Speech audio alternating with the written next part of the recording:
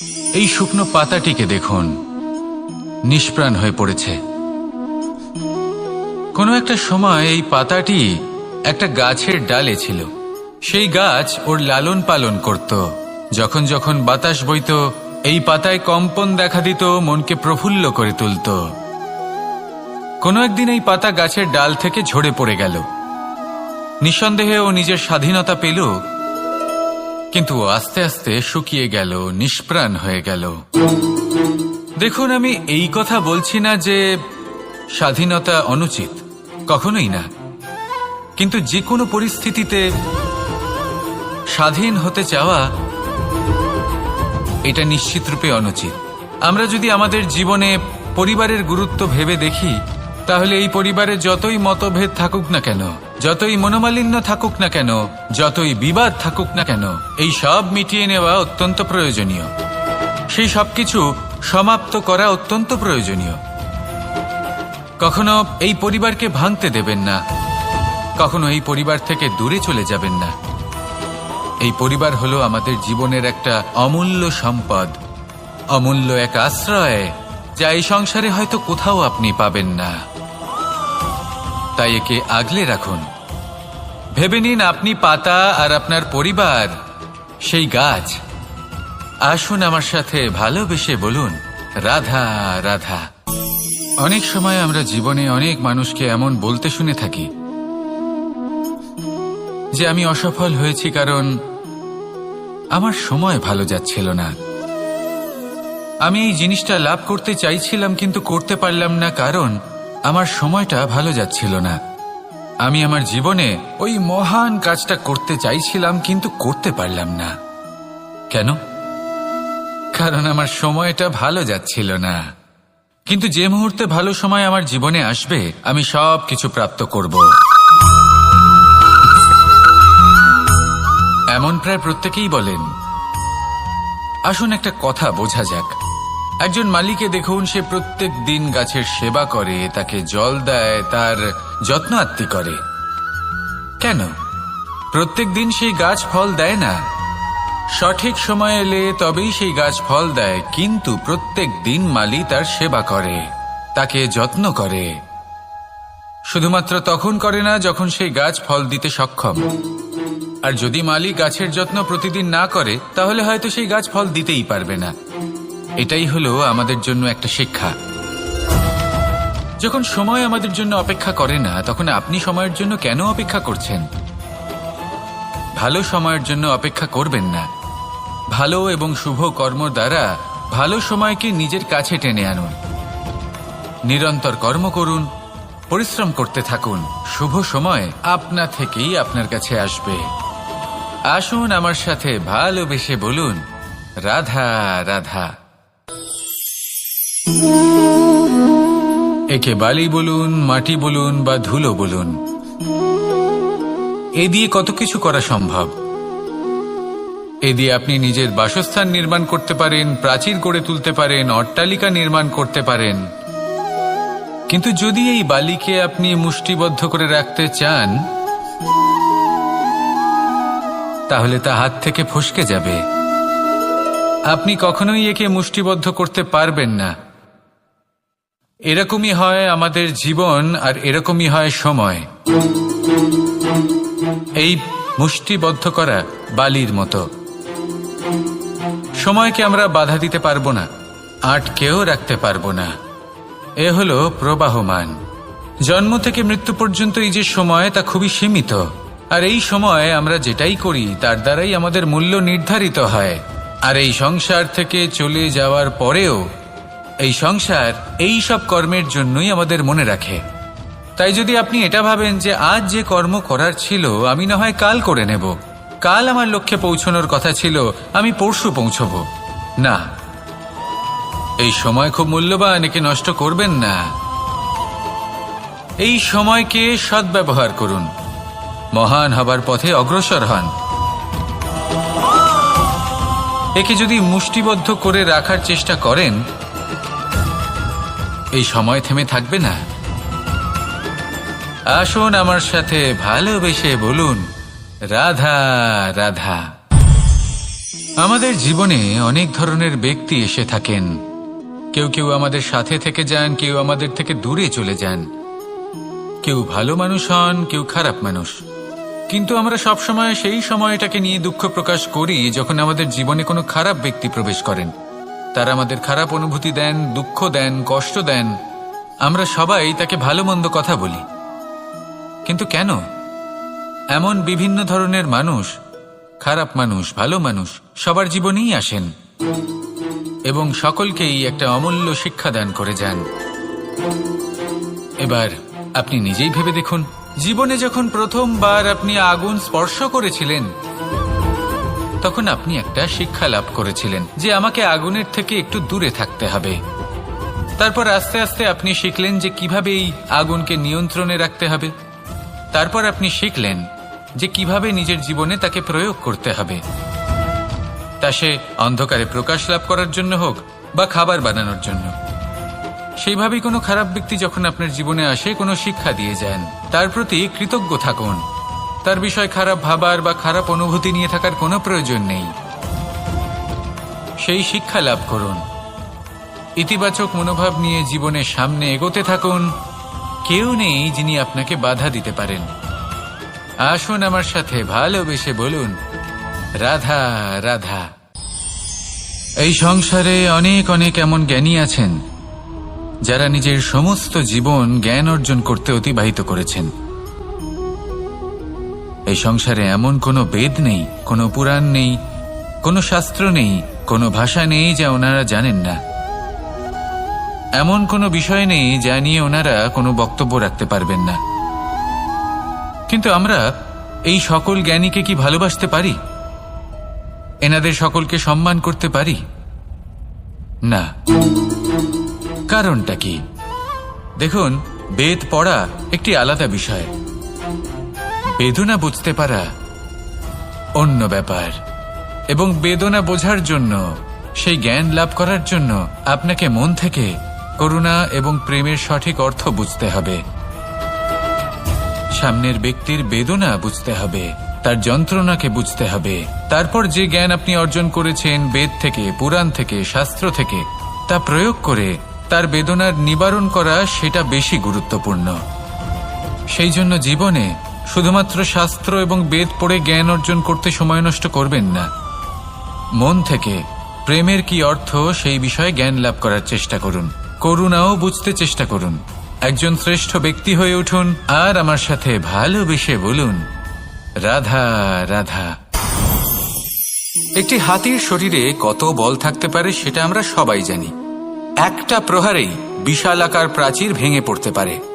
কিন্তু সেটা তখন হয় যখন সেই হাতির নিজের শক্তির বিষয়ে কোনো ধারণা থাকে।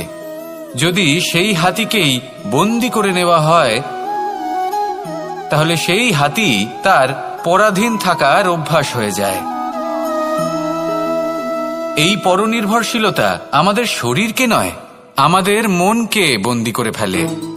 আর তার পরিণাম হলো এটাই যে আমাদের নিজেদের ওপর নিয়ন্ত্রণ থাকেই না। যদি নিজের ওপর নিয়ন্ত্রণ না থাকে তাহলে নিজেদের প্রকৃত শক্তির সাথে আমরা কিভাবে পরিচিত হব? সেই জন্য এই সংসারের সবথেকে বড় আনন্দ হলো স্বাধীনতা। এই স্বতন্ত্রতাকে আনুন নিজের বিবেচনায়, নিজের চিন্তা ভাবনায়, নিজের জীবনে। কারোর কথায় প্রভাবিত হবেন না। নিজের বিবেকবোধ জাগ্রত করুন এবং এগোতে থাকুন। যখন এই বিবেচনা স্বতন্ত্র হবে তাহলে এই মন, জীবন স্বতন্ত্র হয়ে উঠবে। আর তখনই নিজের আসল শক্তি আপনার সামনে আসবে। আপনার সাহস, আপনার প্রতিভা আপনি জানতে পারবেন। তখনই জীবনে এগোতে পারবেন। তাহলে আসুন আর আমার সাথে ভালোবেসে বলুন, রাধা রাধা। এই সংসারে যে ব্যক্তিই হোক না কেন, প্রত্যেক ব্যক্তির জীবনে সমস্যা অবশ্যই আসে। এমন কিছু মানুষ আছেন, যদি তাদেরকে জিজ্ঞেস করেন যে এমনটা ঠিক কেন হলো, তাহলে পুরো দোষটা তারা নিজেদের পরিস্থিতির ওপর ন্যস্ত করেন। যে আমি তো এমন একটা পরিস্থিতিতে ছিলাম, আমি কিভাবে কিছু করতাম, আমার কাছে আর কোনো বিকল্পই ছিল না। চলুন কথা বলা যাক মহাভারত নিয়ে। ভীষ্ম পিতামহ, ওনাকে জিজ্ঞেস করা হলো আপনি এরকম প্রতিজ্ঞা কেন করলেন? উনি বললেন যে আমি পরিস্থিতির অধীন হয়ে পড়েছিলাম, সেই জন্য। এই প্রশ্নটাই যখন অর্জুনকে করা হলো তখন অন্য একটি দিক প্রস্ফুটিত হলো। অর্জুন নিজের পরিস্থিতির কারণে জীবনে কখনোই বাধা পড়েননি। তিনি সিদ্ধান্ত নিয়েছিলেন সংঘর্ষ করার, সংসারের নিয়মের বিরুদ্ধাচারণ করার। এই সংসারে আপনি যা কিছুই হয়ে উঠতে পারেন তার সমগ্র শ্রেয় শুধুমাত্র আপনার পরিস্থিতির ওপর চাপিয়ে দেওয়া যায় না। সেটা নির্বাচনের উপর নির্ভরশীল যে সেই পরিস্থিতিতে আপনি কি নির্বাচন করেছেন। যদি সেই মুহূর্তে ভীষ্ম পিতামহ স্থিরতার সিদ্ধান্ত নিতেন, বিশ্লেষণ করার সিদ্ধান্ত নিতেন যে কি উচিত কি অনুচিত, কারা ধর্মের পক্ষে কারা ধর্মের বিপক্ষে, যদি শুধুমাত্র অস্ত্র হাতে ধৃতরাষ্ট্র এবং দুর্যোধনের বিরোধিতা করতেন, যদি শুধু এটুকু করতেন, তাহলে মহাভারতের মতো মহাযুদ্ধ কখনোই হতো না। সমস্যা সবার জীবনেই আসে, কঠিন পরিস্থিতিও সকলের জীবনে আসে। সেই ব্যক্তি এগিয়ে যেতে পারেন যিনি শ্রেষ্ঠ নির্বাচন করার ক্ষমতা রাখেন। তাহলে সেটাই করুন আর আমার সাথে ভালোবেসে বলুন, রাধা রাধা। রাধা কখনো কখনো আমার জন্য বড়ই সুগন্ধি আতর নিয়ে আসে, পারিজাত ফুলের মালা নিয়ে আসে আমার প্রসাধন করবে বলে, এবং আমার সব থেকে বেশি প্রিয় মাখন নিজে হাতে বানিয়ে আনে আমাকে নিজে হাতে খাইয়ে দেবে বলে, সবকিছু আমাকে প্রসন্ন করবে বলে।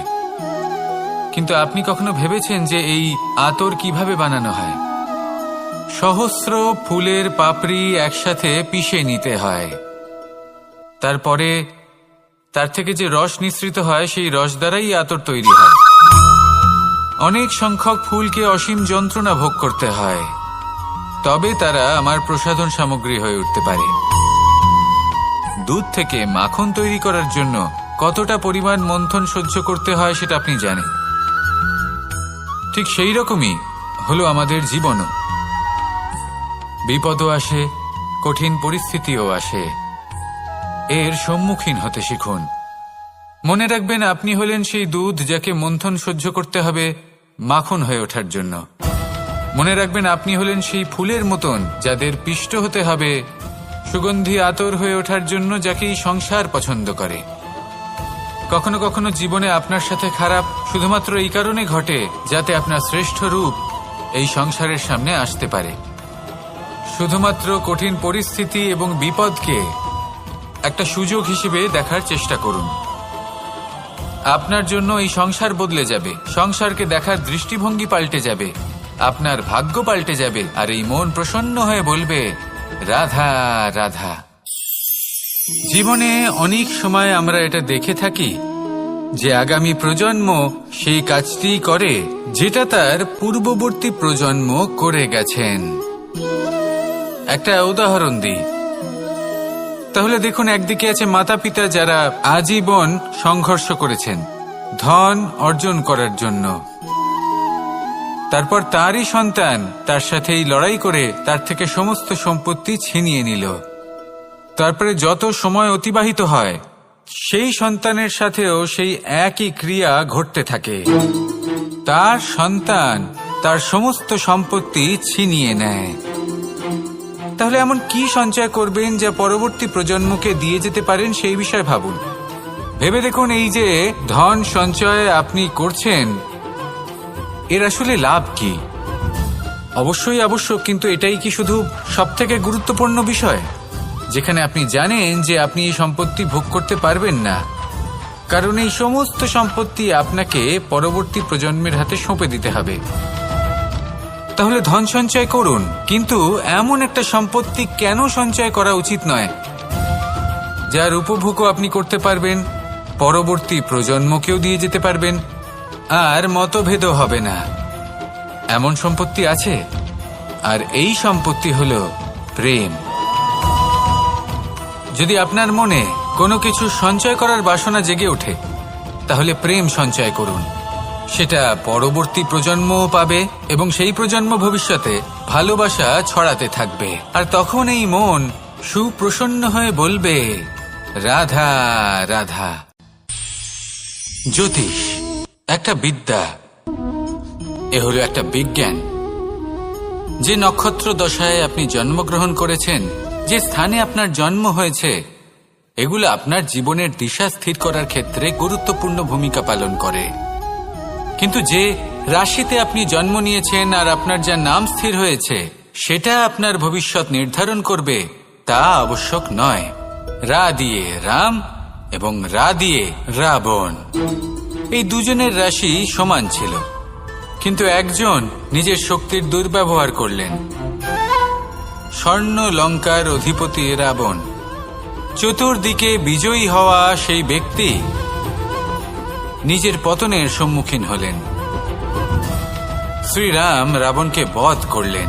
শ্রীরাম, যিনি নিজের কর্ম দ্বারা, নিজের পরিশ্রম দ্বারা ঈশ্বর উপাধি লাভ করেছিলেন, 14 বছরের বনবাস ভোগ করলেন, আর যখন বিপদে পড়লেন তখনও নিজের রাজ্যের সাহায্য নিলেন না। বনের মধ্যে নিজে বানর এবং ভাল্লুকদের নিয়ে একটি সেনাবাহিনী গড়ে তুললেন এবং রাবণকে তার কুকর্মের শাস্তি দিলেন। তাই সর্বদা এটা মনে রাখবেন, আপনার খ্যাতি, আপনার ভবিষ্যৎ আপনার কর্ম নির্ধারণ করে, আপনার রাশি নয়। তাই সবসময় শ্রেষ্ঠ কর্ম করুন আর আমার সাথে ভালোবেসে বলুন, রাধা রাধা। আমাদের সকলের কাছে বৃক্ষ অত্যন্ত প্রিয়। আমরা সর্বদাই চাই এই বৃক্ষ যেন সবুজ থাকে, ফুলে ফলে ভরে থাকে, আমাদের ছায়া প্রদান করে, তা যেন সুস্থ থাকে, আমাদের ফল প্রদান করে। আর সেই জন্য আমরা প্রতিদিন সেই বৃক্ষকে জল প্রদান করি। কিন্তু কখনো ভেবে দেখেছেন যে জল তো আমরা বৃক্ষের গোড়ায় দিই, তারপরেও এই জল সেই বৃক্ষের প্রত্যেকটি পাতায় ঠিক পৌঁছে যায়? এটা কিভাবে সম্ভব? কিছুটা এরকমই হলো আমাদের কর্ম। যদি এই পৃথিবীতে থেকে শুদ্ধ মনে সৎকর্ম করেন, এই কর্ম সোজা ঈশ্বরের কাছে গিয়ে পৌঁছয়। যদি শ্রদ্ধাভাব নিয়ে সমর্পিত হয়ে শুদ্ধ চিত্তে আপনি কাউকে সেবা করেন, তা সে মাতা পিতাই হোক, পরিবার হোক, গুরু হোক, পশুপক্ষী হোক বা সমাজ হোক, তাহলে সেটা সোজা ঈশ্বরের চরণে সমর্পিত হয়। সবসময় সবসময় শুদ্ধ চিত্তে সমর্পিত হয়ে এবং মনে শ্রদ্ধা ভাব নিয়ে কর্ম করুন। ঈশ্বর নিজে থেকেই এর ফল আপনাকে প্রদান করবেন। আসুন আমার সাথে ভালোবেসে বলুন, রাধা রাধা। আশা এবং বিশ্বাস মানুষের জীবনের দুই অমূল্য স্তম্ভ। এটাই হলো ঢাল এবং এটাই হলো অস্ত্র। এটাই আমাদের রক্ষা করে এবং এটাই আমাদের জীবনের পথ প্রশস্ত করে। কিন্তু ছোট একটা সমস্যা আছে। এবার যদি আপনি বটবৃক্ষের থেকে এই আশা রাখেন যে এ আমাকে ফল দেবে, তাহলে সেই আশা ভঙ্গ হওয়াই স্বাভাবিক। আর যদি আপনি বিশ্বাস করেন যে খেজুর গাছ আপনাকে ছায়া প্রদান করবে, তাহলে সেই বিশ্বাসও অবশ্যই ভঙ্গ হবে। তাহলে কি করা উচিত? চোখ বন্ধ করে যে কাউকে বিশ্বাস করার আগে বা যে কারোর থেকে আশা রাখার আগে নির্বাচন করুন যে কার ওপর বিশ্বাস রাখতে চান, কার ওপর আশা রাখতে চান। তবে আমি তো বলবো যে বিশ্বাস করতে হলে নিজের ওপর করুন, যে এই সংসারে এমন কোনো কাজ নেই যা আপনি করতে পারেন না। আর শুধু কর্ম করতে থাকুন আর ভরসা রাখুন ঈশ্বরের ওপর, যে উনি আপনার কর্ম দেখবেন আর আপনাকে আপনার কর্মফল অবশ্যই দেবেন, আপনাকে সাফল্য দেবেন। যদি আপনার বিশ্বাস অটল হয়, নিরন্তর পরিশ্রম করেন, তাহলে ঈশ্বর কখনোই আপনার আশা ভঙ্গ হতে দেবেন না। আসুন আর আমার সাথে ভালোবেসে বলুন, রাধা রাধা। যখন মানুষের মৃত্যু হয় তখন কি হয়? অনেক সংখ্যক মানুষ শোক পালন করতে চলে আসেন। যে ব্যক্তি মৃত্যু লাভ করেছেন তার অনেক বস্তু থাকে যেগুলো তার প্রিয়, যেগুলো তিনি ব্যবহার করেছেন। তার শয্যা, তার বস্ত্র, তার আভূষণ সবকিছু তার থেকে বিচ্ছিন্ন করা হয় এবং খালি হাতে তাকে শ্মশানের উদ্দেশ্যে রওনা করা হয়। আমি আপনাকে এই প্রশ্ন করতে চাই, আপনি এই সংসারে কি অর্জন করেছেন? ধন সম্পত্তি, বস্ত্র, আভূষণ, এই সবকিছু যে আপনি অর্জন করেছেন, আপনার মৃত্যুর পরে তা আপনার থেকে দূর হয়ে যাবে।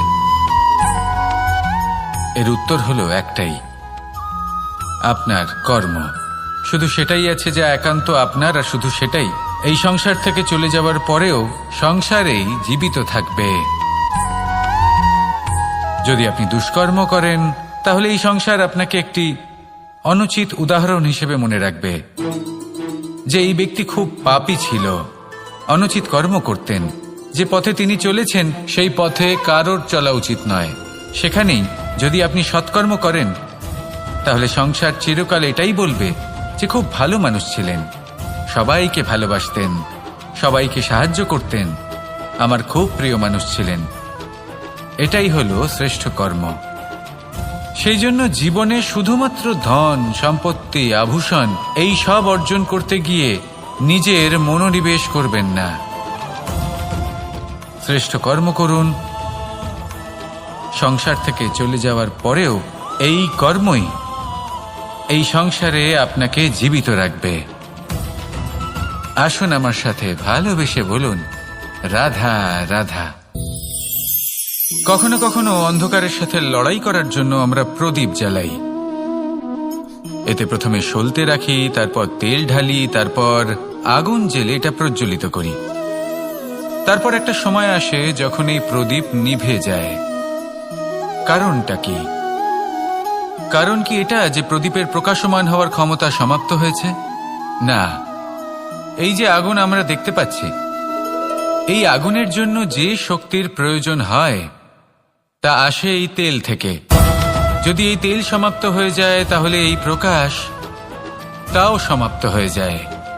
আর আমাদের জীবনে এই তেল হলো আমাদের কর্ম, আর এই আগুন আর এর দ্বারা উৎপন্ন হওয়া প্রকাশ আমাদের ভাগ্য। যত আমাদের কর্ম ক্ষীণ হতে থাকবে, আমাদের ভাগ্য, সৌভাগ্য কোথাও না কোথাও লুপ্ত হয়ে যাবে। যে উজ্জ্বল ভবিষ্যৎ আমরা চাইছি তা কখনো লাভ করতে পারবো না যদি কর্ম না করি। ঠিক যেমন তেল ছাড়া অগ্নি উৎপন্ন হয় না, তেমনি কর্ম ছাড়া সৌভাগ্য হয় না। আর যেমন কর্ম তেমন ভাগ্য। তাই সবসময় কর্ম করতে থাকুন, কর্ম করা থামাবেন না। আর আমার সাথে ভালোবেসে বলুন, রাধা রাধা।